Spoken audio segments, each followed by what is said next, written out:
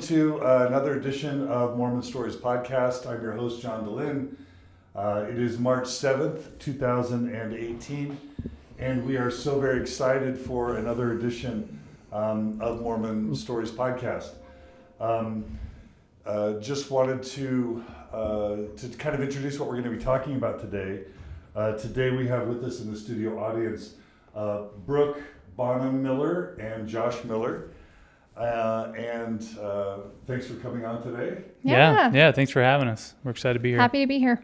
And we have a really exciting and important and I think interesting story for you today. I'll give you just a little bit of background to give you kind of the high-level version.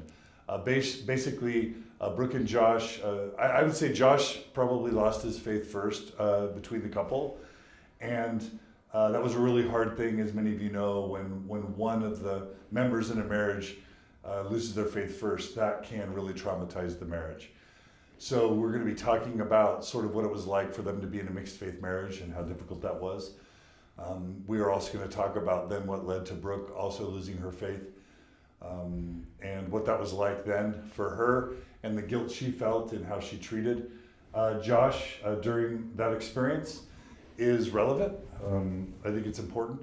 And then we are going to be talking about in sort of an attempt, their attempts to kind of explain to family and friends what was happening and the extent to which they weren't really believed or respected or supported or valued for what they went through. I think that's a really important part of this, and talking about how far we need to go for Orthodox believing Mormons to show more love and respect and compassion and support for people who doubt and question, and for there to be more resources available so that people don't feel like they're hung out to dry. So that's going to be an important part of it. But then we're going to really dig into a really sensitive but important part of this. Because of some connections, Brooke and Josh were able to sit down and meet with Dr. Spencer Fluhman. Some of you won't know that name at all. I think most of you won't know that name. But many of you will know the name of the Maxwell Institute. And just for a little bit of background, the church set up ultimately an apologetic organization called FARMS, which was sort of Hugh Nibley, Daniel Peterson, Jack Welch apologetics in the 70s and 80s. At some point, BYU decided to embrace FARMS more officially and created the Maxwell Institute, which became the church's sort of official apologetic arm for many, many years with Daniel Peterson at the helm. And then around 2012, Daniel Peterson was removed from the Maxwell Institute because of the way he acted, the way he treated people, the way he approached apologetics was perceived to be counter to the way BYU and the church wanted to proceed. And so for a few years, the Maxwell Institute sought a replacement for Daniel Peterson, and eventually they found Dr. Spencer Fluhman, who is a historian and is deeply respected and admired by so many people. And he heads the Maxwell Institute today. It's fair to say that he's helped shepherd the Maxwell Institute in a new direction to put more of a focus on Mormon studies and Mormon scholarship and maybe less of an emphasis on apologetics. But I don't think it's widely perceived that the Maxwell Institute has stopped apologetics. And I still think Spencer and those involved with the Maxwell Institute definitely still play a role in defending the faith and in encouraging and nurturing faith. So Brooke and Josh spent an hour and a half with Spencer and wanted to talk about number one, what that interview did and didn't mean. I think we're going to be talking about Spencer very glowingly in this interview because he really is, for me, and I won't speak for them, but for me, a real breath of fresh air in terms of how he's approaching questioning, doubt, disbelief, faith crises, apologetics, and encouraging of openness and candor within history. But we're going to see to what extent what he and others in the Maxwell Institute might offer to a doubter was or wasn't helpful for Josh and Brooke, and we'll talk about why. So we'll be talking about that time they had with Spencer at the Maxwell Institute. And then we'll finally talk about where they are now with the church and with their faith and kind of what they're going to do going forward. So really quickly, is there anything you guys want to correct about that introduction? No, but on our part, we think very highly of Spencer too. I know you said you think very, moving forward, we want to, like you said, speak of him very glowingly. And we still, to this day, we love Spencer. We think highly of him, and we appreciated him devoting his time to answer our questions. So, moving forward. Absolutely. Thank you for that. Yeah. And did you want to add anything, Josh? No, I mean, it's been mentioned, but it was just an incredible experience, and I hope one that others get to participate in, because it was very different than what you'll typically hear from friends and family. And I'm just excited to talk about it because it was a different view for me, and it was one that was refreshing, like you mentioned, and really changed my perspective of people who stay in the church in a different light. So overall, a positive experience. Excellent. Okay, so we want to thank everyone who's joining us live on Facebook Live. We do this live so that we can reach more people and so that we can have sort of an interactive dialogue, and getting sort of those real-time comments and also experiences from listeners just makes it a more rich discussion. We're particularly interested in anyone who has interacted with Spencer, especially as a student during his history classes at BYU, but also if they've interacted with him in some of these firesides that he's going around with. I hear that he's going around with the, with the Gibbons and the Bushmans and others and doing firesides. We want to hear about experiences there. And then overall, why you value and appreciate and are compelled by what Spencer is teaching and why you're not. And it's not in any way, again, to hurt or in any way disparage Spencer. I think, again, we're holding him up as a great example of the best thing that I think we have within the church officially in terms of supporting doubt and disbelief. But we want to have an open dialogue about how people are experiencing that attempt from the church through Spencer, and to what extent it is and isn't working. So without any further ado, let's jump in. So who wants to go first in terms of kind of talking a bit about your story? I'll start with you, Josh. Sure, yeah, right? yeah, sounds great. You were the one who first questioned, so we'll sort of start with your background. Yeah, I guess the question is, how far do you want to go back? Maybe upbringing and... Just briefly, your Mormon, kind of briefly talk about your LDS upbringing, and briefly if you have Pioneer heritage or not, and then Sure. what the church meant to you in your high school years, and even if you served a mission or not, and what the church might have meant to you when you got married. Yeah, for sure. And I think that's important to kind of understand my transition as a whole. But I grew up in the South, so I lived in Arkansas. Our church building was in Texas, and our stake center was in Louisiana. So we traveled quite a bit for church. Stake center was an hour and a half away. But my mom was raised LDS. My dad was not. He was Baptist from Oklahoma. Early on in my life, we were not active in the church. And when I say early, pre 7, 8 years old. But my mom started to get more active. I brought my dad into discussions. I was baptized at 8, along with my dad. He was baptized as well. He wasn't really religious per se. I think he was baptized out of respect for my mom and the family. But from that point on, I would say that we were definitely raised in the church. We had missionaries over often. My mom and dad ended up separating when I was young, 10 years old. So we were raised pretty much by a single mom. I have 2 sisters and a brother. I'm the second oldest. And my sisters and my mom are very, very Orthodox Mormon. They're as strict as it gets, and they're as by the book as it gets. But grew up in a great home.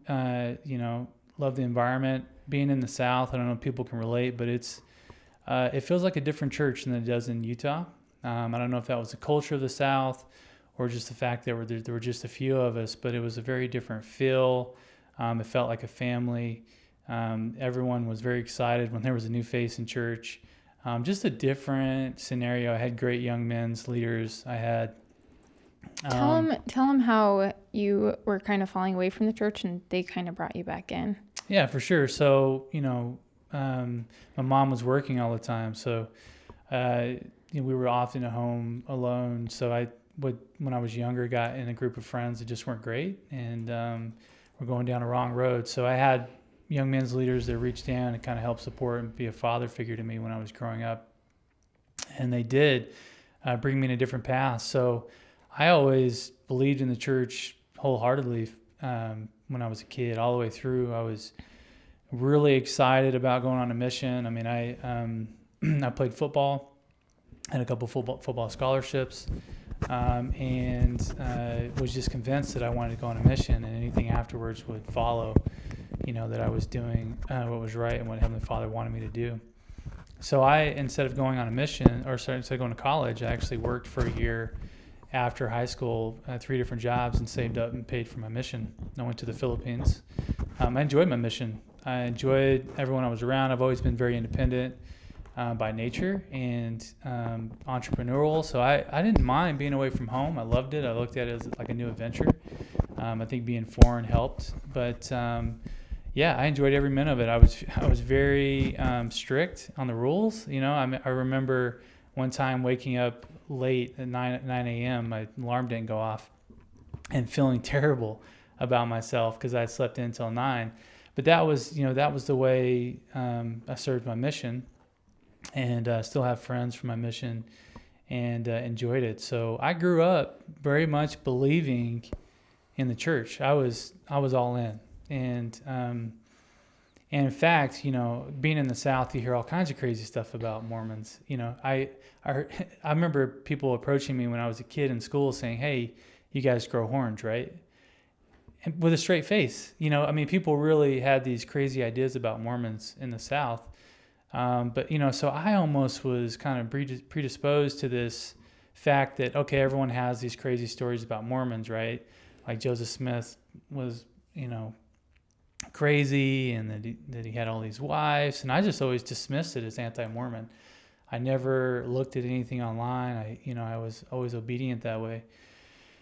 And so fast forward, I came home from my mission. I moved to Utah about a year after being home, 6 months after being home, and knew Brooke. I knew Brooke from just a quick funny. Should we start on with me, and then we can kind of go into that. Yeah, and some people are saying that my audio isn't very good, and so I just want everyone to know I've heard your feedback, and I've repositioned my microphone, and I just need people to let me know if the audio is better.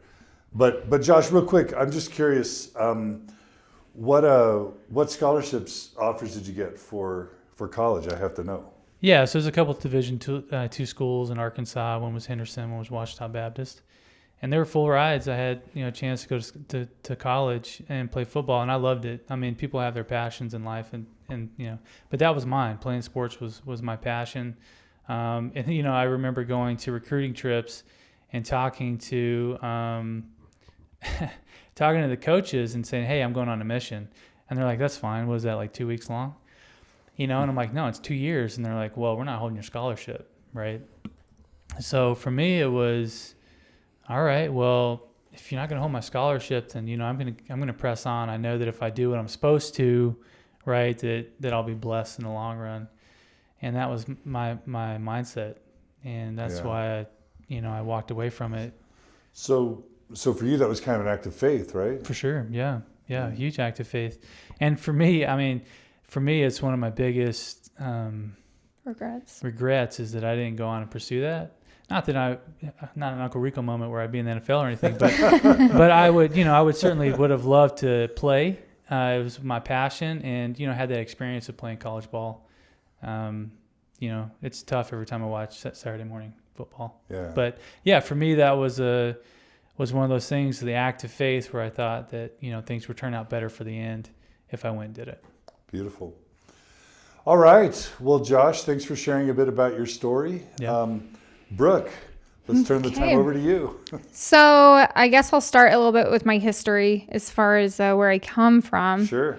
So my great grandpa is Lorenzo Dow Young. And he crossed the plains with Brigham Young. And my dad told me this unique story about how they were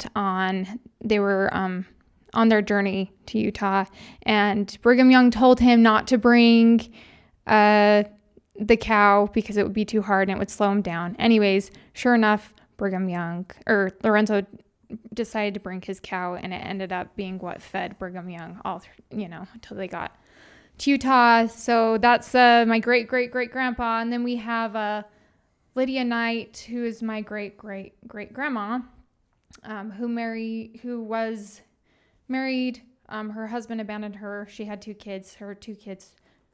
She lost her 2 kids, and then she pressed on, converted to Mormonism, met Neal A, and Joseph Smith's first marriage that he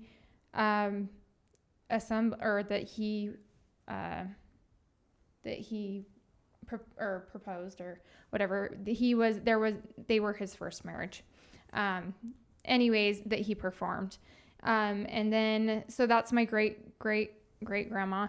And then, she also loaned Joseph Smith his wagon, and she lived, in a cave in a hillside for a year and bailed him out with her savings when he was in jail, at one point in time. So, I mean, very rich family history that I come from. What did those types of stories mean to you and your family growing up? Well, I mean, I think it's just, to my parents' point, that was their validation. This is our family heritage.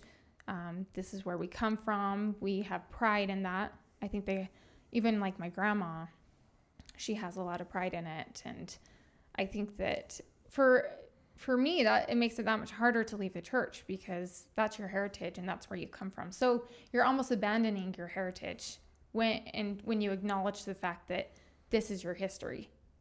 Yeah. So.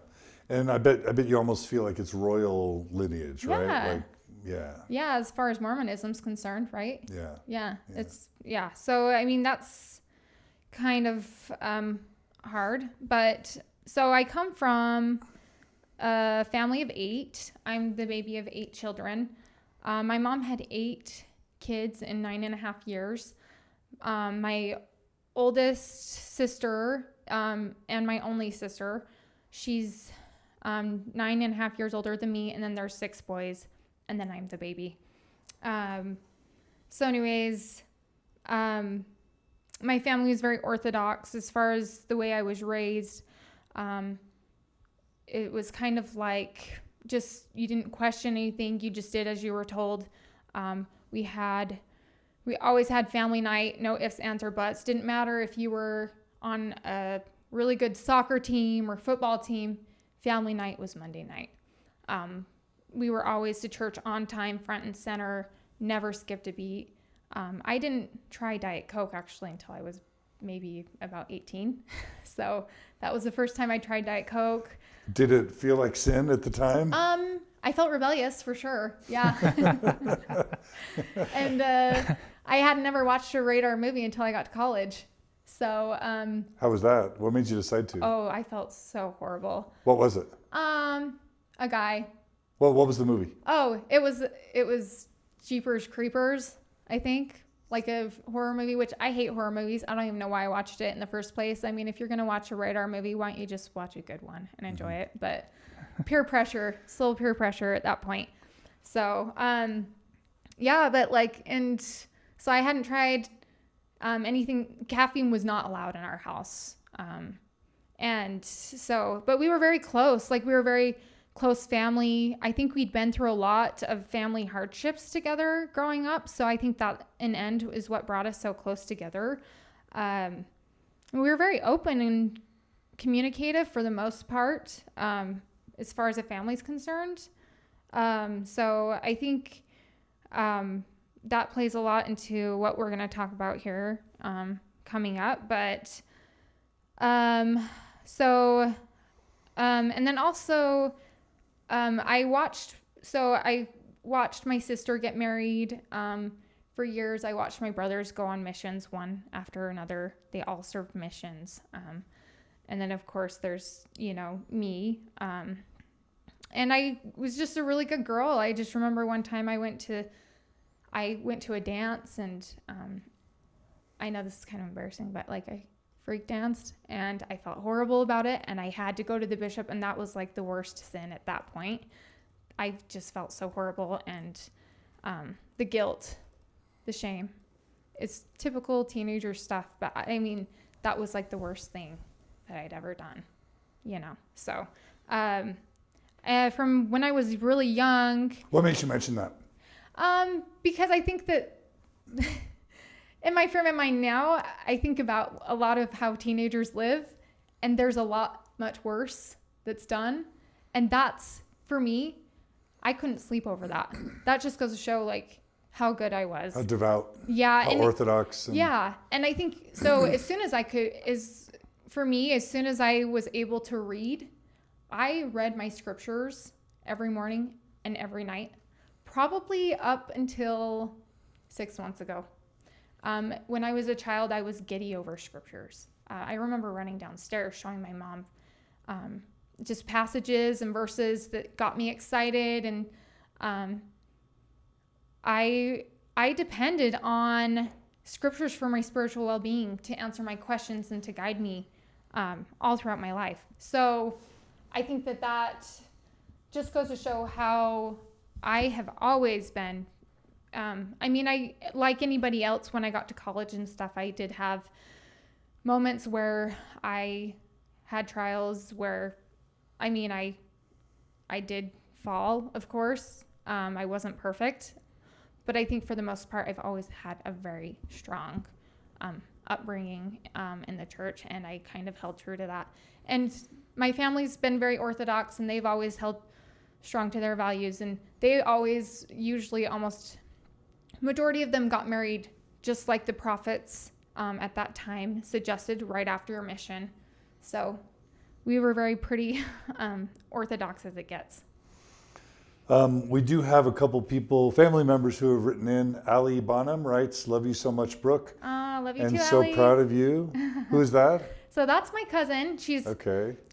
She's a twin. Her sister and her are like sisters to me. Okay. I think they lived right down the street from my house, and every day we rode back and forth to each other's houses after school. And she's my sister. She says proud of you. What Sister do you think? from another mister. Okay. Yeah. Okay. So, and then let's see. Jeremiah Miller writes, "Crazy seeing my brother and sister-in-law on here. Glad they're getting to share their story." Who's that? That's my brother. Jeremiah? Yeah. Okay. Hey, Jeremiah. So Hey, you guys buddy. have some What's up? family Yeah, support. dialing in. Yeah. Yeah. So it's been a crazy, and we'll get into that more about how different family members have reacted. She comes from a big family, 8 kids. So there's 4 in mine. But yeah, the different tones. Yeah. But yeah, it's interesting, and Jeremiah's been great. Okay. So, so both of you were very Orthodox kids growing up. Yeah. And if you had to summarize, Josh, what did the church mean to you prior to your marriage? How would you summarize it? Meant everything. It was my code for living. It was my guidance. It was my support system. It provided people that served as my father figure. For me, it was everything. It was faith first, then family, and that's the way I viewed it, all the way up until a few years ago. And did you experience what you would have described as spiritual experiences as a youth and as a young adult? For sure. And if so, how would you have described those experiences when you experienced them? Yeah, that's an interesting part of my... we can deconstruct it later, but Yeah. focus on what you would have experienced and just how you would have described it then. Yeah, for me, it was just a sense of enlightenment. It was a sense of doing what's right. It was a sense of knowing something that was eternal. It was comfort for me. Those spiritual experiences were comfort for me, that I was doing what my Father in heaven wanted me to do, and that I was working towards eternal salvation. I felt like I was on the right track to be a part of an eternal family. And all those, felt like confirmation to me that I was living the right type of life. Brooke, what did the church mean to you right up until your marriage, if you had to summarize it? I think that what it meant to me is I had a very strong relationship with my Savior. So for me, I think in every aspect, I made my decisions that around my beliefs and what I was taught in and what and how I was raised. And another thing that I just kind of want to touch up on, like my dad, he was definitely the patriarch.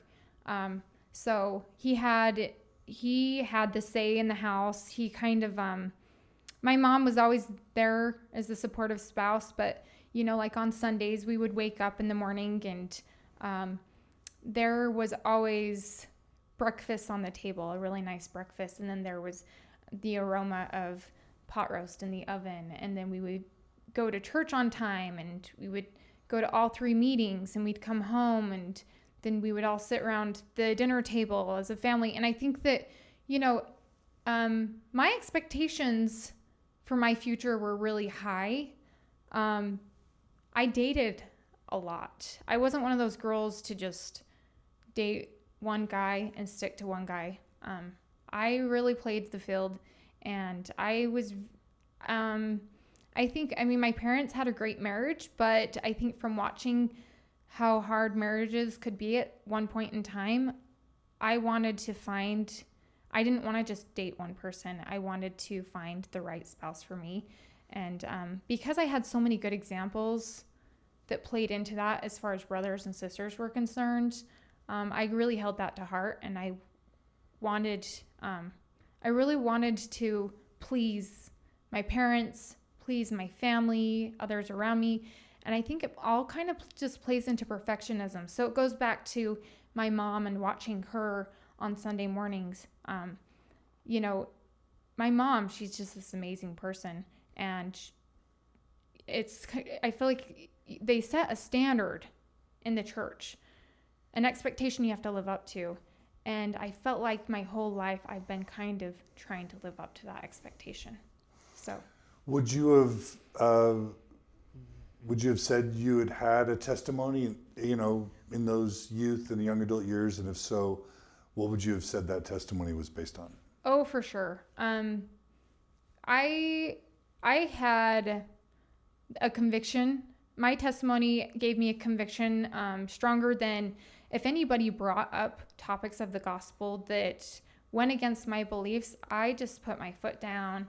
And I remember one of my first jobs I worked at, somebody brought up something about Joseph Smith, and I just shut them up so fast, and I stood my ground. And there was the least degree of allowance when it came to anything anti-doctrine in my case. So, I always felt like I was embedded from a young age with a testimony, because I felt like I had connected with the scriptures and developed a testimony with my Savior through the scriptures.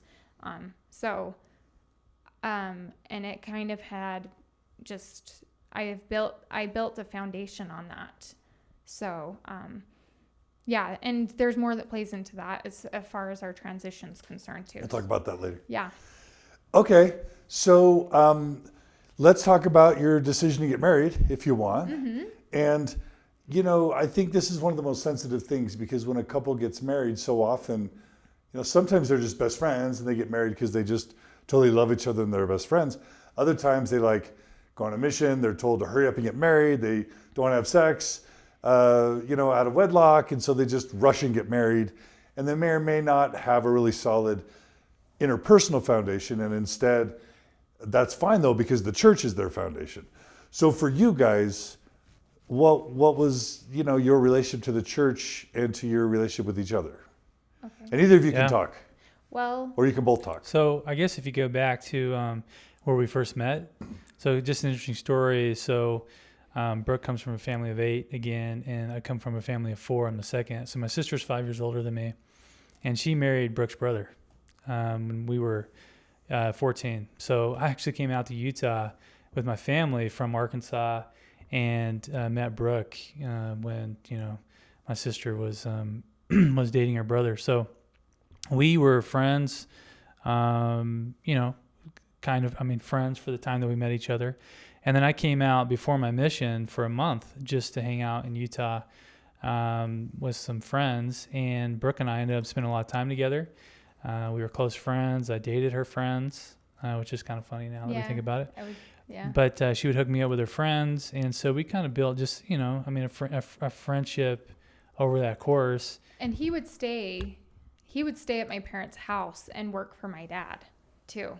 So we were really good friends, and I would hook him up on dates with my friends, and we'd go on double dates. But just to kind of reiterate that he would stay at my house and work with my dad. But go on.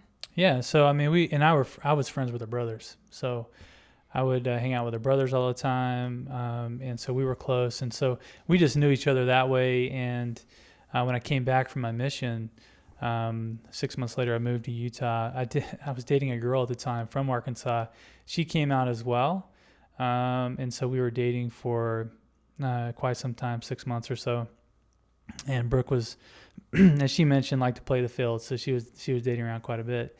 But, eventually the girl I was dating had to go back to Arkansas for some surgeries. And Brooke and I ended up we were in the same singles ward, and so we ended up going on a few dates, and it was a little weird. Wait, you skipped the most important part.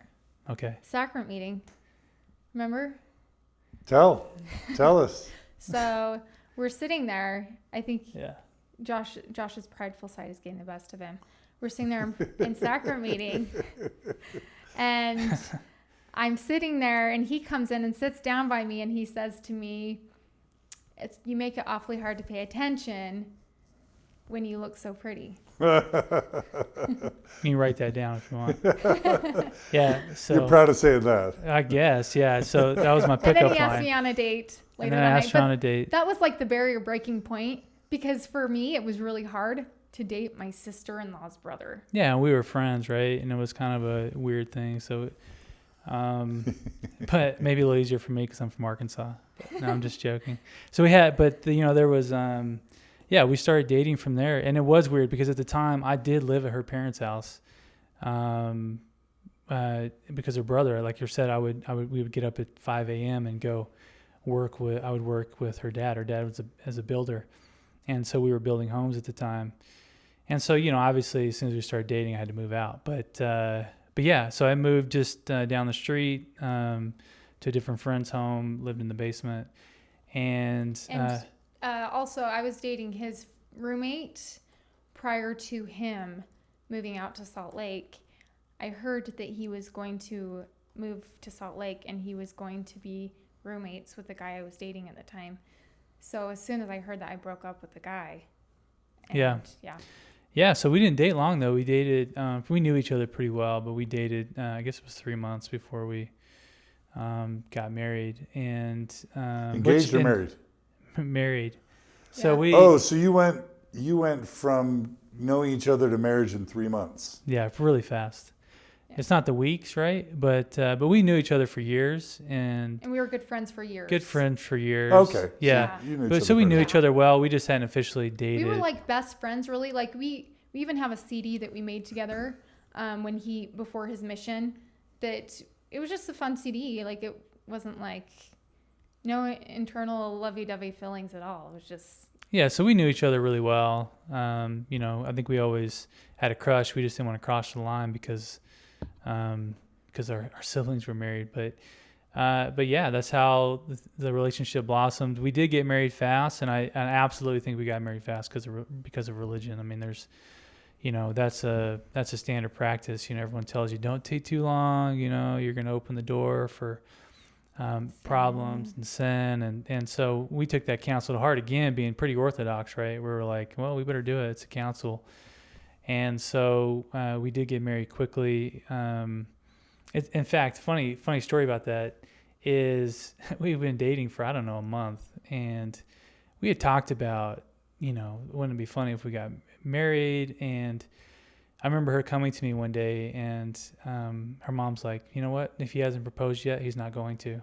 And I thought, we've been dating for a month, but I was planning something, and that's the reason it took a bit to propose. But it was just kind of funny the way things planned out, and in a Mormon's view that, a month is a long time. Oh yeah, I was beside myself. Propose.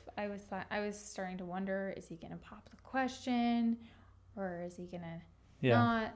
Anyways, yeah. So talk about what the relationship was between you and the church. When you get married, were there implicit or explicit sort of agreements or understandings as it related to the church? Oh yeah. Yeah, for sure. We were we knew that we were okay. This is it forever. We talked about serving mission when we got older. We talked about It kind of went even beyond that though, because I remember talking to Josh's sister Brittany prior to even dating, and I kind of had a reputation, like a player reputation, and I dated a lot of guys, and I never really stuck with one guy, and she knew that, and so she came to me and she said, if you date my brother, I do not want you to break his heart. If you date my brother, I want you to take it serious. It's not going to be just this, it's not going to be another game type of a thing. But I do remember when we, obviously that, for me, that was no issue. I had a crush on him. I thought about him all the time when he was on his mission. And so that, regardless of that happening, the outcome's the outcome. So yeah, and going back to the church component, right? It was a major part of our life. We went to every church meeting we could. We were eager about callings. Like, it was we were very entrenched in the church at that time. So as far as like going back to my dad being the patriarch, I wanted to marry somebody who was very much the patriarch of our family, which is the standard tradition of the church. So I wanted to embed that into my marriage. And of course, prior to getting married, I sat down with Josh and I said, we don't watch rated R movies in our house. And on Sundays, we don't watch TV unless like it's later at night. We want to wind down with a movie with the family. These are the things we do and we don't do. Just those type of things. And Josh agreed with me at that point. No rated R movies. No. I think at that point, I probably would have gone as far as to even say no Diet Coke in the house.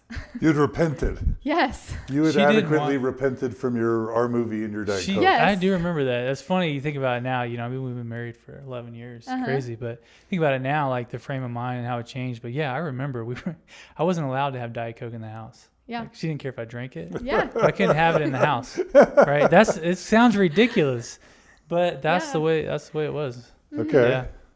So you guys wouldn't have had sort of this explicit conversation. You can't ever leave the church. Our marriage only lasts if you leave the church. I imagine that's just understood. It was unsaid, but yeah, definitely totally understood. unsaid. Yeah, okay. Just a mental understanding we had between each other. It wasn't ever a question, right? Yeah. I mean, we were both very staunch. In fact, that's one of the things that drew me to her was, that she loved reading scriptures, but yeah, it was very much based on religion.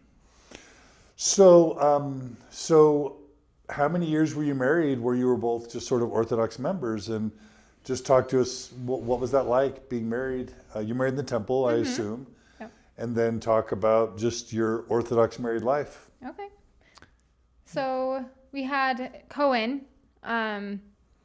You were married in which temple? So we married in Salt Lake Temple. Okay. Yeah. How many years ago? 2006.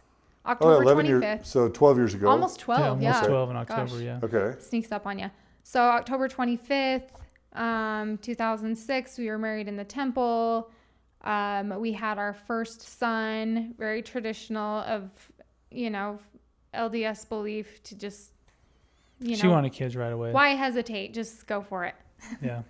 So, of course, July, a year and a half later, almost a year and a half later, a little over a year and a half later, we had our son Cohen, who, July 24th, he was a 24th of July baby, 2008. And we were still at that point very strong Orthodox members. We had no doubts, no questions. We lived out in Saratoga Springs, and we held callings. We went to church every Sunday. I think at this point, this is kind of our first stump that we run into. Well, I think if you take one step too, just to like key off of that, I remember for date nights, we would go to the temple, right? We would have one date night like every few weeks or something. Yeah. And Brooke was always like, we're going to the temple. And so For your date night. For the date night. Yeah. Yes. And so, and we're there with the Sandy Ward or something. Well, we were there, that's what we did for date nights. Yeah. And I mean, like, looking back now, I think that's just not healthy. That's where we were. Was it healthy? Did it seem healthy at the time? That's what we're told to do. It did for a while. Yeah. I think for a while So what was it like to go to the temple for your date night as you were experiencing it? You try really hard to enjoy it. Really hard. Yeah, I can never say that I enjoyed going. Like I really didn't, even though I believed in it. I never once was like, "Yay, going to the temple." Some people are like that, but I was tried to be that way. Brooke was very much that way, and she Yeah. put on, her church face. But I hated it, honestly. Like, well, I think at first it was fine, and then it got to a point where I'm like, I'd much rather be doing something else, Like many people worked crazy hours, was gone all the time. And so when I got a chance to go on a date, definitely wanted to do something different than going to the temple. But again, just being obedient, we thought that's what we should be doing, right? Mm-hmm. So it was very rare that we had a date night. And if we did have a date night, we were going to the temple. And I would even get up at 6 a.m. And at that point in time, the Timpanogos Temple was the closest one to me. So I would drive at 6 a.m. by myself to the Timpanogos Temple and do sessions early in the morning. And I actually even had one session in general that really was awkward. But I was a strong believer that, you get blessings from that. And that's what you do to help you maintain the strength and testimony that you have and uphold that. And is in my books. That's where I wanted to uphold my strength and as a member, testimonial wise. Yeah, we can get into it a bit later too, but the temple too was one of those things that I think later on played a part in my transition. Sure. Let's follow the chronology though. So you were having kids, you were attending the temple for your date nights. That's pretty intense. Yeah. Avoiding Diet Coke, avoiding our movies. Yeah. And then we have our first stump. Which is pretty hilarious. How many years in?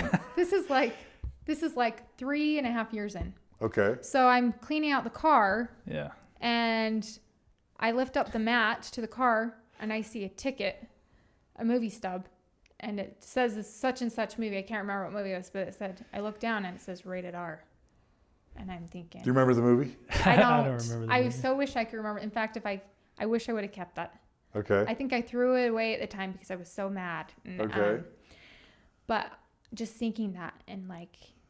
So he had snuck a movie. Oh yeah, my heart just dropped. He had snuck. What were you thinking, Josh? I'm terrible. Seriously. Terrible person. No, what were you thinking? So in my mind, so again, this kind of goes back to the unspoken rule. Like I felt like we never said, she says no rated R movies. I don't recall that conversation. Agreeing to it? But agreeing to it, right? And I thought, and she knew it. I mean, I never hid the fact that, I grew up that way, right? I watch rated R movies all the time. In fact, it was not like a big thing for me. And I remember I was at a golf course when she called me and she's like, Josh, I got to talk to you about something. I was like, oh, great. What? And you would have thought that her tone that she found out I was doing heroin, or that I was a drug dealer, the way that it came across, right? We joke about it now, but I remember thinking there are a lot of worse things in life. And if a rated R movie is the worst thing I've done, then I'm doing pretty good. Because I grew up in the South. And so I have a different perspective on people in general. All right. Like I understood the Mormon culture, but none of my friends were Mormon. Everyone I grew up around drank and smoked, and they did. Everyone I grew up around was not Mormon, but I met really good people, amazing people, genuine people that were Methodist, Baptist, Presbyterian, whatever. In some cases, a lot of them were better than the people I went to church with, Mormon friends that I had. So I learned to respect for people and not judge them based on small things like that. And so for me, it was just a different point of view. Brooke and I come from very different point of views. Again, you got to remember her upbringing, which is 5 a.m. scripture study every day, right? To where mine was, I was very independent, hung around people that were not Mormons. So for me, my point of view, my worldview is very different in the fact that I didn't think radar movies were that bad, right? But she did. She thought it was, a grievous sin. Okay. So much so that I was losing anxiety at this point. At night, I couldn't sleep. What did it mean to you? Oh, it was horrific. It was like... You're not joking. You're not joking. I'm not joking. I know. It was a serious deal at a time. No. The R movie. I remember I called my brother in tears. And it wasn't even so much the fact it was the rated R movie. Part of it was the fact that he hid it from me. That was disconcerting. But another thing, which I don't blame him one bit, in my mind frame, I would have hid it from me too. I mean, if it was something that was like cheating on your spouse, then that's a real concern.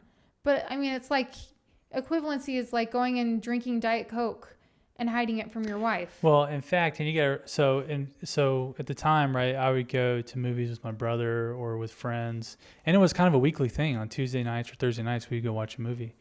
And so from then on, for I would say years, she would ask me every time, "What's the movie and what's the rating?" Every time I left the house. Was there porn involved? Was there nudies? Yeah, she would look up, reviews on Kids online.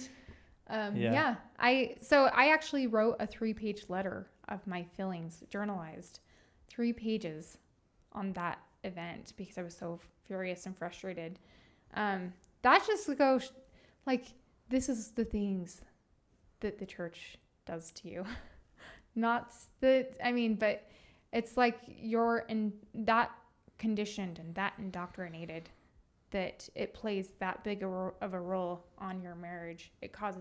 That's just an insight. It's kind of unnecessary stress, right? Yes. Marriage is hard enough, right? Yeah, for sure. And and if your spouse and you trust your spouse and you're getting upset over those, I understand agreements are agreements, right? You guys agree to do whatever your standards are, whatever that is. And it wasn't like I was trying to hide things from her. I think that's what made her so upset. Yeah. So if somebody were to say, well, I was Mormon and I drank Diet Coke and we went to our movies as a family, you guys were just extreme and weird, what would you say? I would say totally. Yeah, totally. For Mormons, though, I mean, where were you in the bell curve for Mormons? To be honest, I think there's a lot of people out there like us.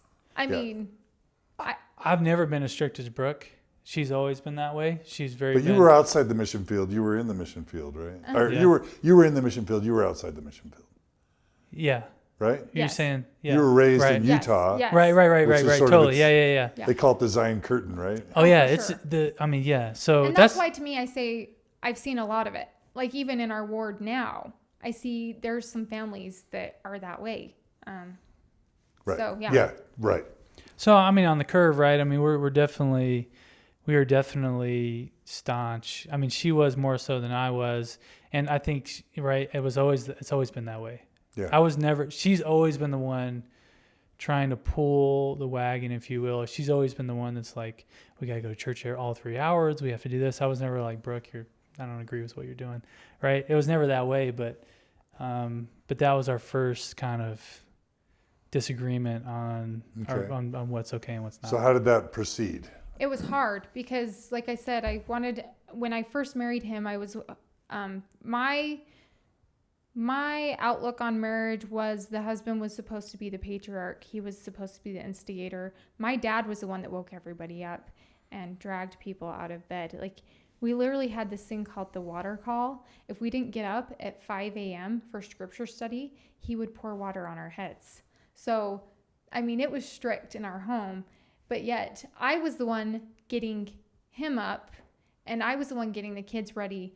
But not only to that extent, I was also upholding as far as being the wife in the home where I wanted to have, breakfast out in the morning for my kids and for my husband, a nice breakfast on Sunday morning, and have my kids come down to the kitchen with church music playing in the background and having the nice aroma of the pot roast in the oven that's cooking for dinner, and just kind of like this perfect life I wanted to provide for my family. But it was getting really hard to uphold that perfect life when you're pulling the wagon on both ends. So, Sure.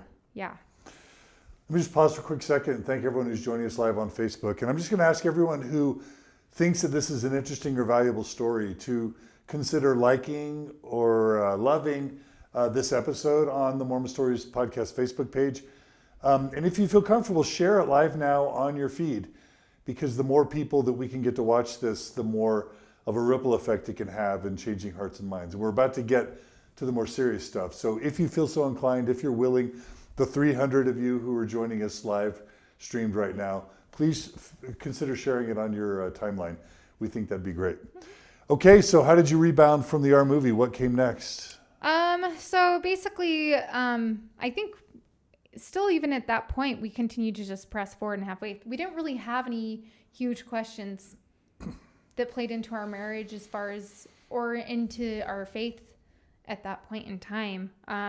We had our daughter Blakely December 2010. We had, she was actually 5 days after we had her, she was put into the hospital for RSV and bronchiolitis, and she was in the hospital for 2 weeks. And we've had on Mormon Stories the guy who developed the cure for RSV. Did you know that? Really? That's amazing. No. So That's historian Greg Prince, who was the first person we ever interviewed on Mormon Stories, is famous because he developed the cure for RSV. gosh. That's amazing. And you're recipients of that. Great. We'll have to yeah. shake his we're gonna hand have because it to- saved her life. Yeah. Exactly. We're doing an interview of Greg Prince on St. Patrick's Day 2018 here in Salt Lake City. So if you guys want to attend, Yeah, we'd you can love that. you can thank him for saving your That's child. incredible. Yes, we Yeah, will that's be there. amazing. All right. For sure. So that was hard. One thing that kind of comes to mind talking about that, we were in Scouts at the time, and we had some family members that came and stayed at our home, and they had actually flooded our basement at that time too. So we have a daughter who's in the hospital. Our basement's been flooded, and now we're reconstructing our whole basement and tearing it all out. We kind of have a lot going on. I want to say at the time there was even more going on than that. But I remember they told us to show up to a meeting at a certain place and a certain time. And Our daughter was in the hospital. our daughter was in the hospital. We weren't, 2 weeks old. we didn't show up. We couldn't go. And I get a phone call and someone's just tearing into me. Why weren't you at that meeting? You're not fulfilling your calling. And it kind of just brought me to tears. That was a really hard time for us. And maybe they didn't understand. I know nobody in the church is perfect. So maybe at this point in time, they didn't understand the compassion or they didn't understand what was playing into everything. But I look back at that and I'm thinking, gosh, this is a volunteer calling. I think that a lot of people in the church forget that we are doing this on a volunteer basis. This is not getting paid and I think that there's a lot of talk and there's a lot of social pressure that goes into being perfect and upholding your calling and just accepting things, swallowing things. Sure. As far as, but yeah, so that happened, but we're still strong. We still go. And we, at this point in time, we're growing out of our house. It's bursting at the seams and we decide we need to pick up and move. So for about a year, we're looking for a property to build our new house on. After a year, we find a house or we find a lot and we sell our house that we're living in and we pick up and we move to my parents' basement. And we're living there for the remainder of the time that it takes to build our house. Okay. Josh, do you want to talk about our friend? Yeah, I had a close friend at the time that I grew up with. That's still considered one of my best friends. And he went through a difficult time. He married in the church because of social pressure and married very quickly.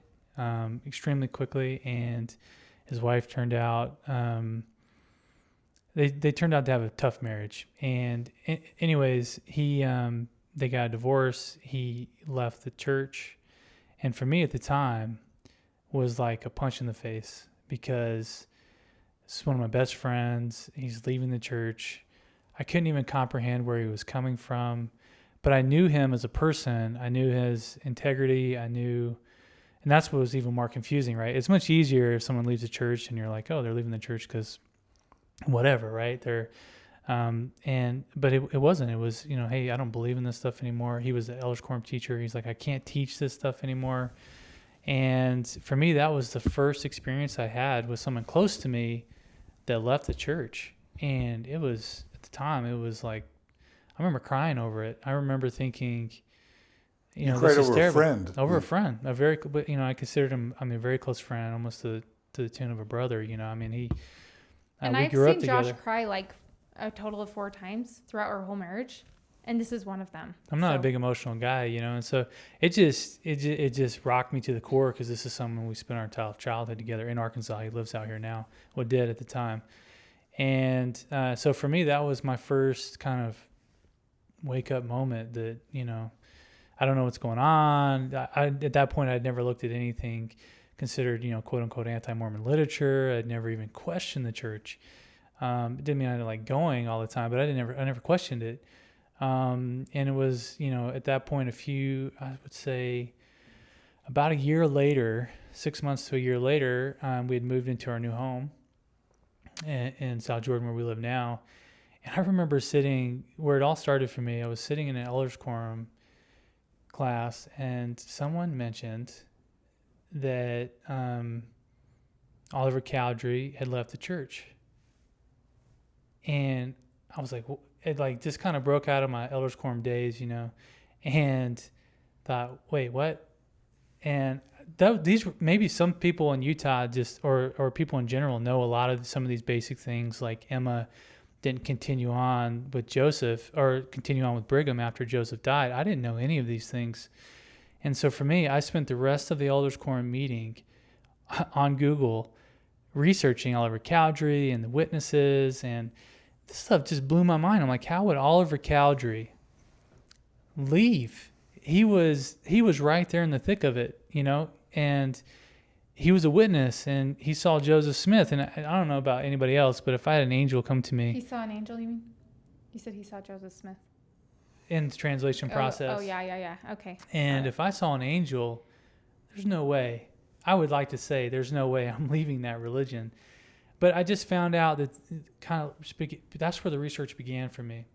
Was, I think once I started researching it, then I, even at that time, I thought, wow, this is really concerning. I didn't bring it up to Brooke at the time.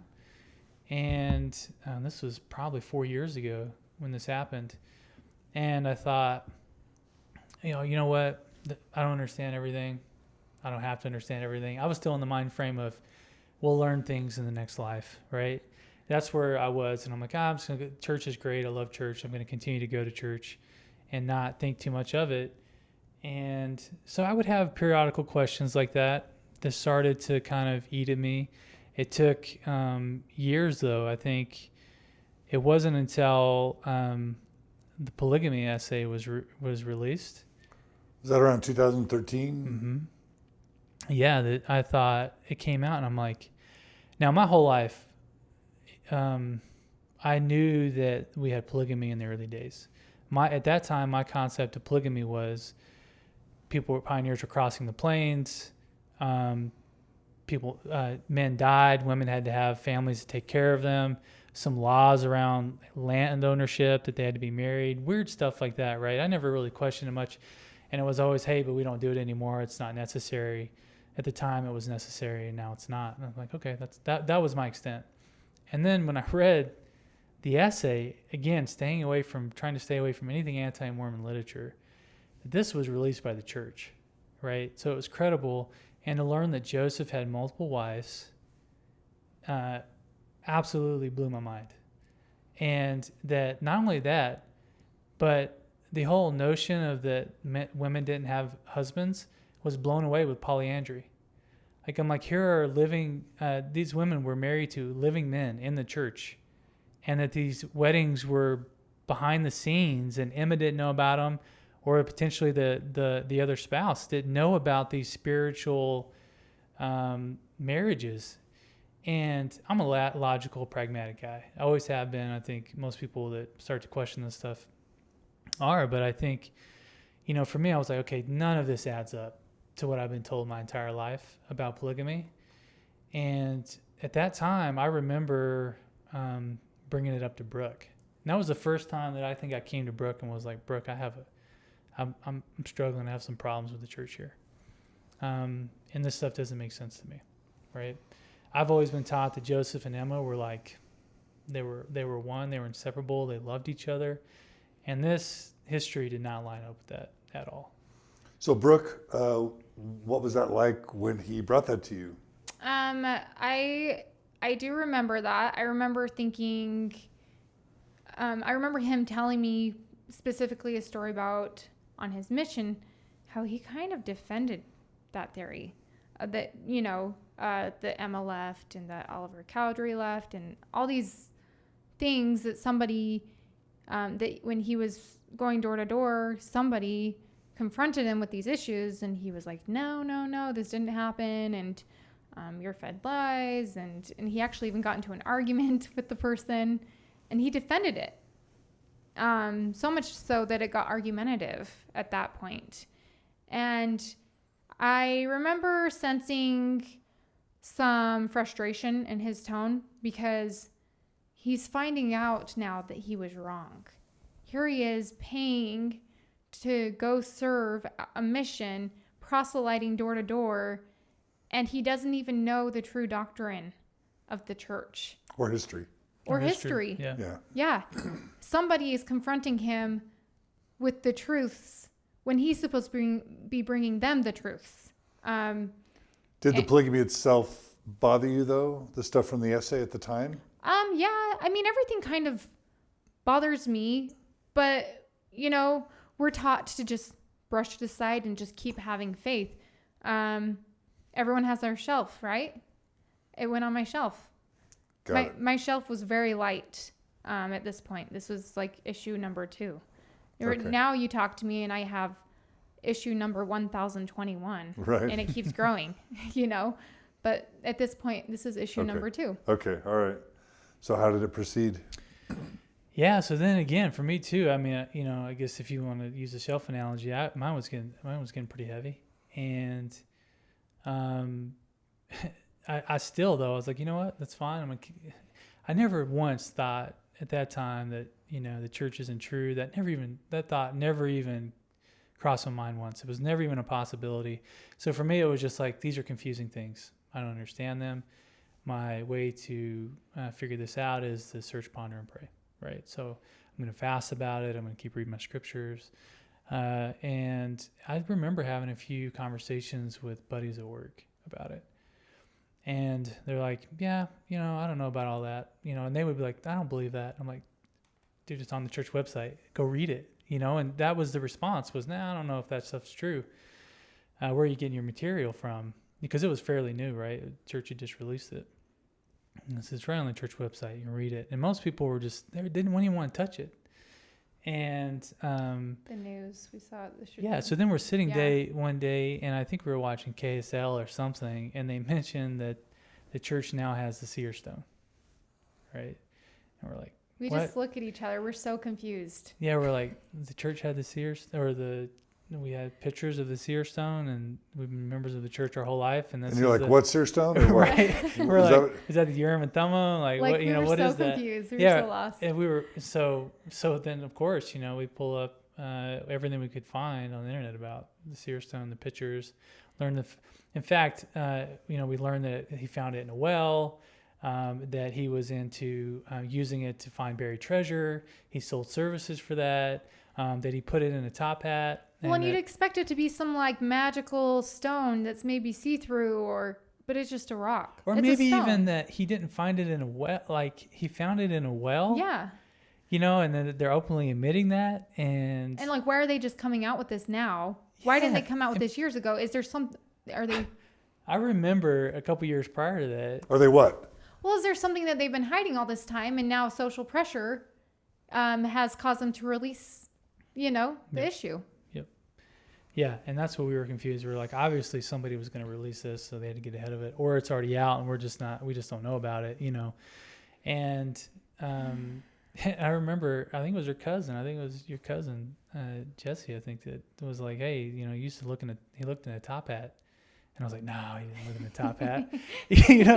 And I think about it now, it's kind of hilarious. We were laughing because, you're like, the way your brain operates, you just dismiss anything that doesn't go with what you've been taught. You dismiss it as automatically false, right? You don't look into it. And, good or bad, the church, in a way, is what opened the door for us. The essays opened the door. Yeah. So then it was shortly after that where I think I started to clue in, because we watched Heaven is for Real. I don't know if you say. I think from what we've studied, it wasn't a true story, but the storyline was just great. And this is what raised questions in my mind, because I'm thinking it's about a little boy who comes down with, they thought was a stomach flu, but then they find out that his appendix is about to rupture. By the time they get him into surgery, he dies, and the dad goes to what was it? A place of worship that was goes to a church or something. And the dad's a priest or a pastor, I want to say. And anyways, this kid dies. He goes to heaven, but then he comes back to life, or he's revived and he lives, but he lives to tell the story about how he saw his dad. While, of course, he's not supposed to see his dad because he's not there. He's dead at this point in time in the operation room. Anyways, long story short, they have this out-of-body spiritual experience, and it brings them closer to God. And I'm thinking, okay, but, you hear about this all the time in other religions. Even though it might not be a valid story, it's got a valid point. And you hear of people that have surreal experiences and one-on-one communication with God and revelations in different religions, or people that aren't even of any denomination that have these experiences. Even atheists, or they'll have experiences that lead them to believe that there is a God. And there was, this was something I couldn't really shake. I knew Josh had questions that we had talked to it, and a year and a half prior to this, he had come to me and he was worried about the whole polygamy thing. But I thought that maybe he had just put it on his shelf and he had just pressed forward to continue to have faith. But I remember calling him one day, and he's at work, and I said, Josh, you know how we watched that movie a month ago? And he was like, yeah. And I said, well, I've been kind of doing some research on other religious experiences, and I've always been taught that nobody can have religious experiences if they don't have the Spirit, or if they don't have the Holy Ghost, or if they're not worthy. And you're finding people of different faiths having all these religious experiences. And then I'm thinking about all these other questions that we've had to ask in the past. And I'm really starting to get worried. I guess I'm coming to you because I need help. And I'm starting to recognize within myself that I need your help. I'm struggling here. And Josh said to me, I can't help you because I'm struggling myself. I'm trying to save myself. I can't help you. And that to me was a huge letdown, because Josh, I always admired him because I thought he serves a mission. He's so smart. He's a very logical thinker. He retains knowledge really well. He can answer my questions. And the only thing he could tell me is I'm struggling too, and I can't answer your questions, and I'm worried here too. So just to point on the dynamic of our relationship, right? So I'm very I'm a thinker by nature, so I'll sit and think and just ponder about stuff forever and not make a comment until I really feel like I've made a conclusion. And so I think that's the way I dealt with all these issues, is I didn't want to bring in issues into our marriage with my concerns or doubts. I didn't want Brooke to feel like I was doubting the church. And so I kind of buried these things, and I just continued to do research silently on my own. And Brooke is very communicative, so that's just the way she's been raised. That's the way her family is. And so, when she first had doubts, real doubts, she came to me, and she was like, I think I'm having issues here. And all along, I've been having issues for years at that point, that I hadn't really talked about with her in any great detail. I would mention things here and there. She would get upset if I made a joke or something about, the history of the church. But that was my way of dealing with these things I didn't understand. In 2015. So now, at this point in time, this is about 2015. We find out shortly after the new year, we find out that I'm expecting. You're with number 3. 3. We're expecting with our third child. So when I get pregnant, it's not your typical pregnancy. You're signing up for a war zone here. It's like you're kind of signing your life away for the next 10 months. My pregnancies are very vigorous. They call for a lot of medical intervention. So sure enough, I get pregnant with our third child, and immediately I am just sick as all can get out. But this time it's worse than all my other pregnancies combined. So, of course, I wasn't gaining any weight. I was throwing up anywhere from 10 to 20 times a day. I couldn't hold any food down. I was going into the hospital to get weighed in every day. I was on home care. I was stuck to an IV bag 24/7. They were feeding me calories through intravenously. And I had needles in my arms 24/7 trying to feed me vitamins. And every time they would try and give me vitamins, it would restrict me back to my bed, and I couldn't get out of bed.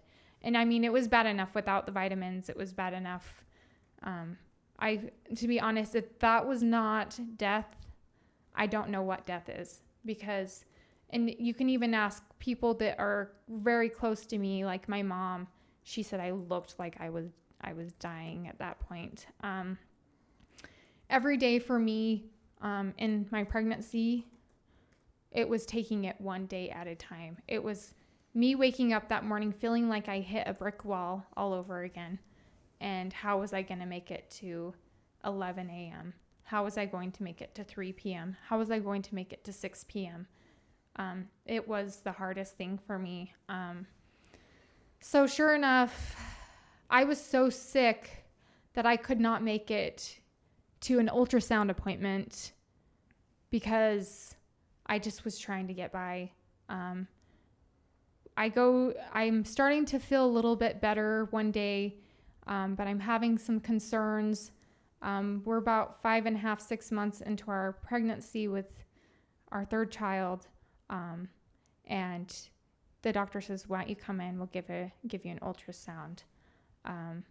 And sure enough, I'm sitting there on the ultrasound table, and it's just dead quiet.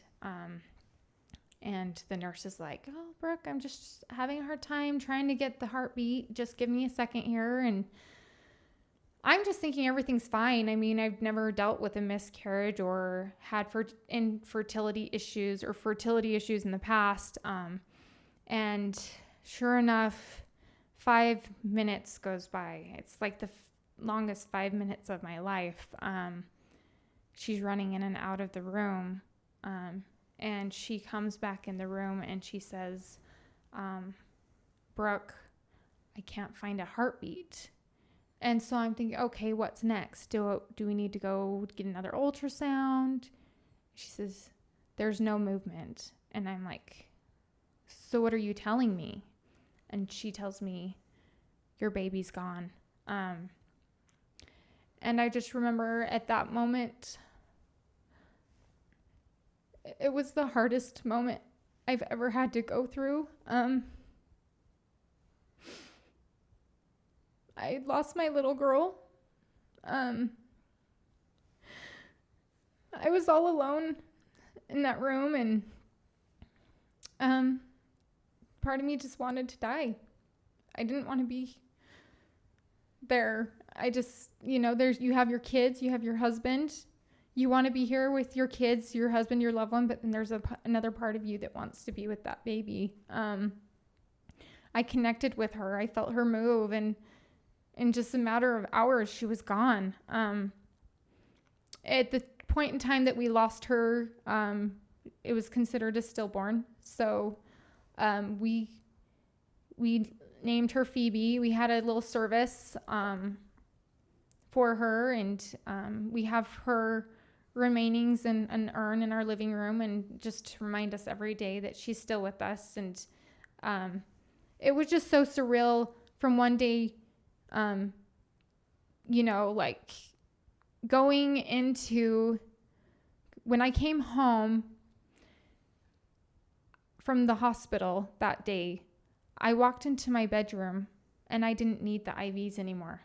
I didn't need the machines anymore to stabilize my body, to stabilize the baby. And for once, the hardship of bearing that I was bearing every day became gratitude for me. When I looked at how I was going to overcome every obstacle every day of being sick, I was able to turn that into every second that I got to spend with her. I was just grateful to be able to have that experience and spend that small amount of time with her on this earth and be her mom for a short period of time. But that was for us a very hard period in time in our life. When we lost her, it was a huge loss. How in any way did that experience impact your beliefs and or the changes in beliefs that you were starting to experience? For me, again, a terrible time and that we were going through. On the inside, for me, I was really questioning the church and religion in general, internally, not externally. So Brooke didn't know my stance, where I was, and we didn't talk about, her. It was very much, we're going to be again together as a family. It's eternal family. It was a place of comfort. And that's the way we talked about it. And we didn't, I think that put things on pause for a bit. And I think that's what a lot of people go through, right? That as they hang on to the hope.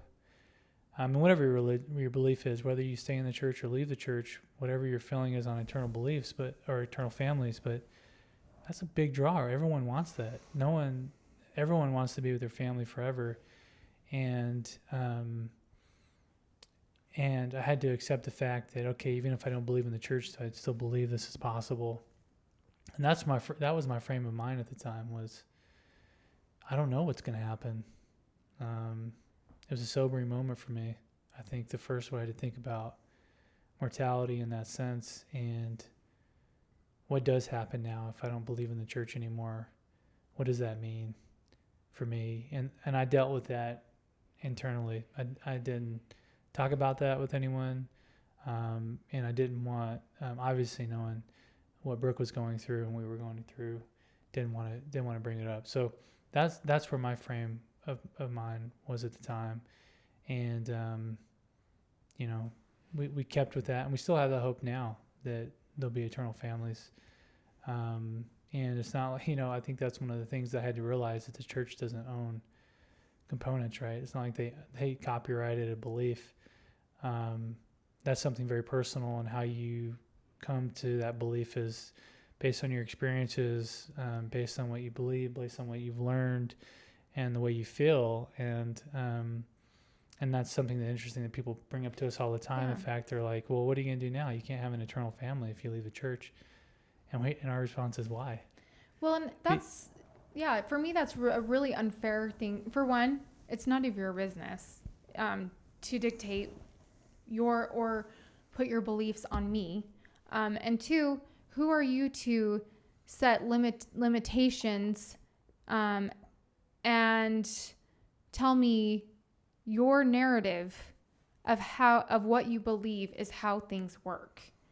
We have the ability to set our own narrative and put those limitations on our own beliefs. And so I feel like that's not for anyone to set that. And it's not right for them to, I think in some way it's kind of a shaming comment. And it's very unfair to push that or even ask that for someone to believe the way that you believe. I think we all have our free agency to set our own expectations or limitations as far as what we believe. Yeah, and I feel like you're even more entitled to that belief system if you're outside of the church than inside of it. Because a lot of people that are inside the church that subscribe to what doctrine they want to, and I'm like, if you either believe in the prophet or you don't. But if you're outside the church, you can use whatever form you want to. There's no boundaries on the way you perceive things.